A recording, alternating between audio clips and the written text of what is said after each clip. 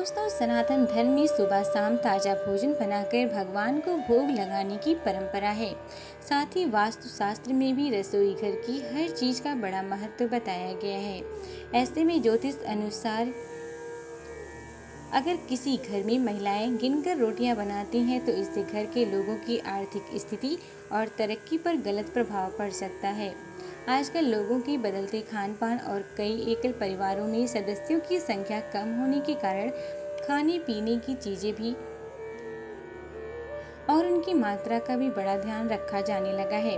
आजकल कई घरों में महिलाएं सदस्यों के अनुसार या बाद में खाना ना बच जाए इसके लिए गिनकर रोटियां बनाती हैं। हालांकि व्यवहारिक तौर पर ये सही हो सकता है, लेकिन ज्योतिष शास्त्र के मुताबिक इस तरह रोटियां खाने की चीज़ों को गिनकर बनाना सही नहीं माना जाता। तो आइए जानते हैं कि आखिर क्यों ज्योतिष की दृष्टि से इसे गलत माना गया है।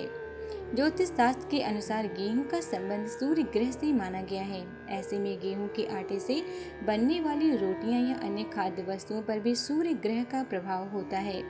इसीलिए ज्योतिष शास्त्र के अनुसार यदि घर में रोटियां गिनकर बनाई जाती हैं तो इससे सूर्यदेव का अपमान होता है।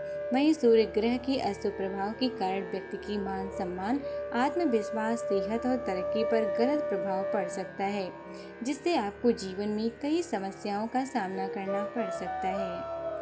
इसके अलावा हिंदू सनातन धर्म में सुबह के भोजन में सबसे पहली रोटी गाय की और आखिरी रोटी कुत्ते की निकाली जाने की परंपरा है। वहीं रोटियां गिनकर ना बनाने के पीछे दूसरी मान्यता यह भी है कि अगर कभी कोई व्यक्ति भूखा रह जाए या भूखा व्यक्ति घर पर आ जाए तो उसके लिए भी थोड़ा अतिरिक्त भोजन बनाकर रखना चाहिए। किसी भूखे व्यक्ति को भोजन कराने से घर में सदा सुख सौभाग्य बना रहता है।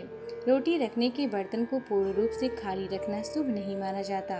कहते हैं कि रोजाना इस नियम का पालन करने वाले घरों में भी कभी भोजन की कमी नहीं होती और मां अन्नपूर्णा की कृपा से धन्य के भंडार भरे रहते हैं। ज्योतिष शास्त्र के अनुसार थोड़ा सा भोजन या एक दो रोटियां अतिरिक्त बनाने के लिए इसीलिए भी कहा गया है, क्योंकि यदि कभी कोई अतिथि बिना बताए आ जाए तो उसके लिए भोजन की व्यवस्था जरूरी होनी चाहिए। मान्यता है कि जिस घर से अतिथि भोजन करके खुश होकर जाता है उस घर पर माँ लक्ष्मी का आशीर्वाद सदा बना रहता है।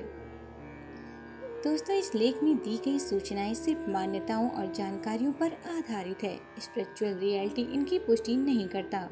किसी भी जानकारी या मान्यता को अमल में लाने से पहले संबंधित विशेषज्ञ की सलाह लें।